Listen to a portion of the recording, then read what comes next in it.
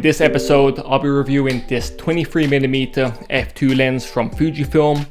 This is actually the first lens I ever brought when I moved over from Sony to Fujifilm. And the photos you're seeing right now on the screen are actually the first shots I took on the first day shooting with this 23 f2 and the X Pro 2. So as you can probably tell, I felt like I was off to a winner as soon as I brought this lens.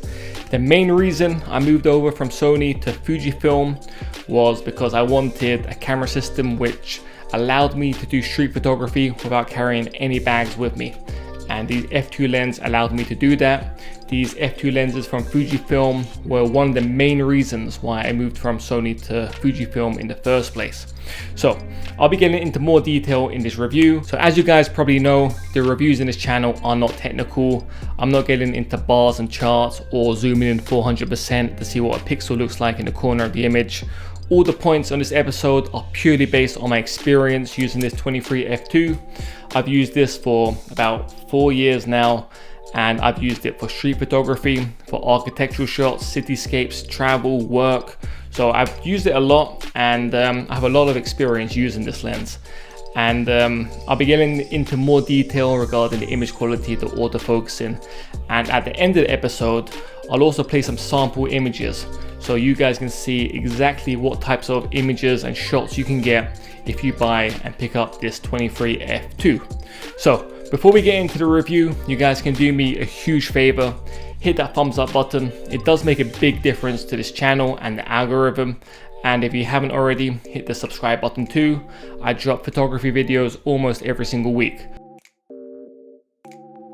Now, the first thing I want to talk about is the price, because I feel like the price is probably the most important factor between deciding to buy the 23 f2 and Fujifilm's other 23mm lens, the 1.4. Now this lens here costs £420 new, whereas the Fujifilm 23mm f1.4 costs more than double, it's $820. And in my opinion, this lens here is the better option at the moment. I'll get into more details why that is at the end of the episode, but this 23 f2 has some key features which the 23 1.4 doesn't.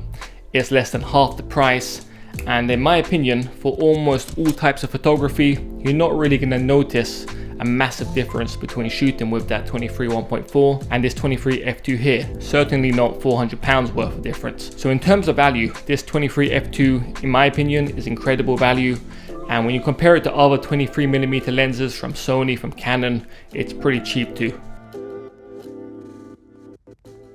So before getting into further details on this review, I should probably talk about how I use this 23 f2.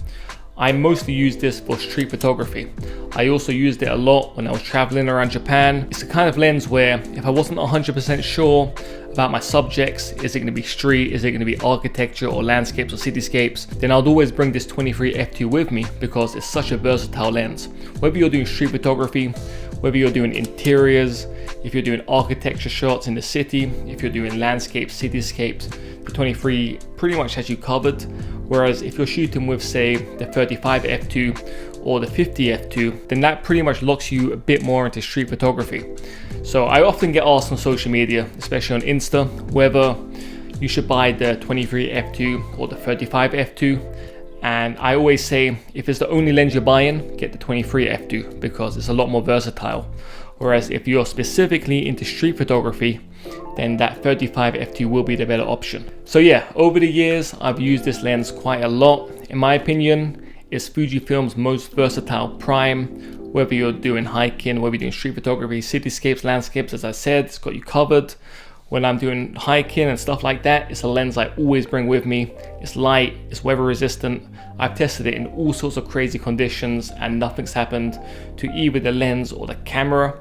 And yeah, in all, it's versatile and I use it for a bunch of different types of photography. And that's the why it's always a lens I bring with me. Whether I use it or not, it's always in a bag. It hardly takes up any space. And even if I'm just going out without the bag, it's the kind of lens which I can put in my pocket. Okay, so let's talk about the look, feel and handling of this 23 f2. I'm a big fan of how it looks. I mean, I like all of Fujifilm's f2 lenses. I like the size of them, the weight. This one here is under 200 grams, which makes it absolutely perfect for street photography. It's small, it's discreet. If you're going into, say, museums or shopping centers, normally it's the security guards there, they tend to stop people walking around with large lenses and large zoom lenses. You come in with something like this on the front of your X Pro 2, you're very rarely getting stopped. Also, if you're into hiking, this is a great lens because, again, it's really light, it's weather sealed, you don't have to worry about the rain coming down. I've used it in some insane weather conditions. I've been up in mountains in Japan where there's been storms going on. Here in London, on the hours and hours and hours of rainfall, nothing's happened to the lens, nothing's happened to the camera body. It's all pretty solid, and in general it just feels really nice. The exterior is pretty much all metal. All the rings are really nice to turn, especially the aperture ring. Like, it's got the perfect level of resistance. It's not too loose, it's not too stiff, and the same goes for the focus ring as well. So yeah, in all, when it comes to the look, feel and robustness of this lens, I mean, I've used this for about 4 years now, and it doesn't really look like a lens which has been used for 4 years. It's still in good condition. There's not many scratches, if any, on it, and there's no bumps or anything like that. And I don't really take that good care of my lenses. I carry them in my pocket, I carry them in bags which aren't specific camera bags, so they are moving around, and there's no major damage to report on this. Okay, so next up, let's get to the important part of this episode and talk image quality. Now, I've pretty much said this for all of the lens reviews on this channel, but I've yet to be disappointed by the image quality coming out of any of Fujifilm's lenses, and the same goes for the f2 lineup. This 23 f2, in my opinion, the image quality is great. As you can see in these examples here, they're all sharp, it's crisp, the colors are good, the contrast is really good. Also, as you can see here, the background defocus areas are looking pretty cool and creamy. And even at f2, you're getting pretty decent separation between your subject and the backdrop. That said, if you are looking to do portraits at 23mm, then the 23 f1.4 is going to be the lens for you. When you're shooting at 23mm, it's kind of difficult to get separation between the subject and the background, and that's because the lens is so wide. So having that 1.4 aperture, that's going to make a big difference. So if you are shooting portraits, or if you're going to be doing more professional work on a regular basis at 23mm, then the 1.4 probably is the way to go. So yeah, absolutely no complaints from my side when it comes to image quality. That said, if you're shooting at f2, make sure your subject isn't within a half meter of your lens. If your subject is within a half meter of your lens, they may appear to be a bit soft. It's nothing crazy, you can pretty much fix it in post, but do keep it in mind. I just recommend going up to f2.8 if your subject is close to the camera. Okay, so let's move on to the autofocus and speeds and accuracy. In my opinion, this is where these f2 lenses have a major advantage over Fujifilm's older lenses. Now, when it comes to street photography, the autofocus on this is perfect. It's fast, it's silent, and it's really accurate too. So if your subject is moving across the frame, it has no problem tracking that. If you're using continuous autofocusing on your camera body and your subject is moving away from the frame or is coming towards you, this lens here has no trouble refocusing really quickly to keep your subject in focus even when they're moving back and forth. As you can see in these frames here, these were all shot on continuous autofocus with the 23 f2, and the autofocusing had absolutely no trouble tracking any of these subjects. Another thing to mention, it's completely quiet, so when you are focusing, it doesn't make a lot of noise. That makes it a really good option for filming video as well. So in all, when it comes to the autofocusing, the Fujifilm f2s are really impressive, and the same goes for this 23 f2 right here. Okay, so that's the positives out of the way. Is there anything I dislike about this lens? And to be honest, there really isn't much to dislike about the 23 f2. The image quality is good, autofocusing, the build. If there's one thing, I touched upon it a bit earlier. If you're shooting and your subject is within a half meter of your camera, the images can come out a bit soft at f2, but just move that up to f2.8 to maintain the sharpness. Other than that, no real complaints. So when it comes to alternatives to this 23 f2, Fujifilm have the 23mm f1.4, which is their older 23mm lens. Now that lens is faster at 1.4, it's better for portraits, but more importantly, there will be a Mark II version of that lens coming out probably in early 2022.